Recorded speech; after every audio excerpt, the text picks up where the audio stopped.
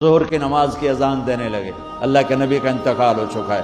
جب اشہد ان محمد پر پہنچے تو روتے روتے روتے آواز بند ہو گئی اور جلدی سے اذان پوری کر کے نیچے آئے، کہا آج کے بعد قسم اٹھاتا ہوں اذان نہیں دوں گا، میرا نبی نہیں ہے تو اذان بھی نہیں ہے۔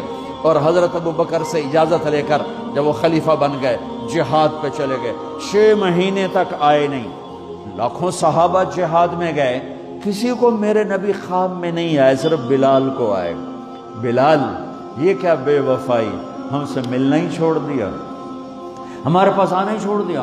آنکھ کھلی تو ان کو یوں لگا جیسے اللہ کے نبی زندہ بلا رہے ہیں، یا رسول اللہ میں آ گیا، یا رسول اللہ میں آ گیا۔ اور اسی وقت اونٹنی کو بھگایا۔ 21 دن کا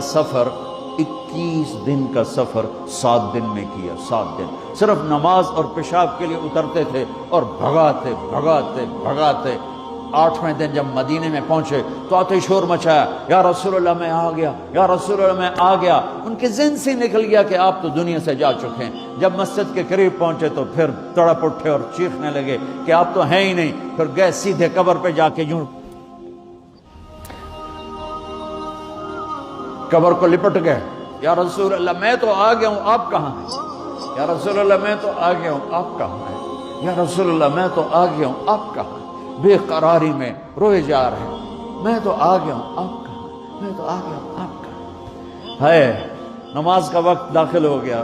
کون سی نماز تھی اللہ ہی جانتا ہے، اور سب کو پتا تھا بلال نے قسم کھائی ہے کہ اذان نہیں دیں گے، لہذا کسی کو جرت نہیں ہو رہی کہ بلال سے کہیں آج اذان بلالی سنا دے۔ تو چند صحابہ کو خیال آیا کہ نبی کے نواسوں کو سفارشی بناتے ہیں، حسنین۔ آپ نے فرمایا میری آنکھوں کی ٹھنڈک حسن اور حسین، میرے جنت کے پھول حسن اور حسین۔ تو صحابہ آئے بچوں کے پاس، حسن حسین، کہ بچوں آج کسی کی نہیں چلے گی، تم بلال سے کہو اذان دے۔ تو یہ دونوں ننھے منھے بھائی، حسن 7 سال کے، حسین 6 سال کے، 10 مہینے کا فرق تھا دونوں بھائیوں میں۔ چچا ایک درخواست کہ میرے ماں باپ آپ پہ قربان، آپ درخواست کیوں کہہ رہے ہیں؟ آپ امر کریں، آپ حکم کریں۔ کہنے لگے جیسے آپ ہمارے نانا کے لیے اذان دیتے تھے آج ہمارے لیے دے دو۔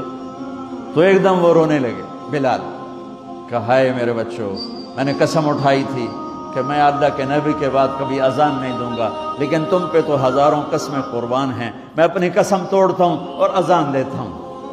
جب وہ چڑھنے لگے اس بی بی کے گھر، قریب ایک انصاری عورت کا گھر تھا جس کی چھت پہ چڑھ کے اذان دیا کرتے تھے، تو سانس رک گئے سب کے، آنکھیں پھٹ گئیں، اور وہ یوں منظر دیکھ رہے کہ آج بلال تو ہے، محمد مصطفیٰ نہیں ہے۔ آج اذان بلالی تو ہوگی لیکن محمد مصطفیٰ کی جھلک نہ ہوگی۔ جب انہوں نے کانوں میں انگلیاں،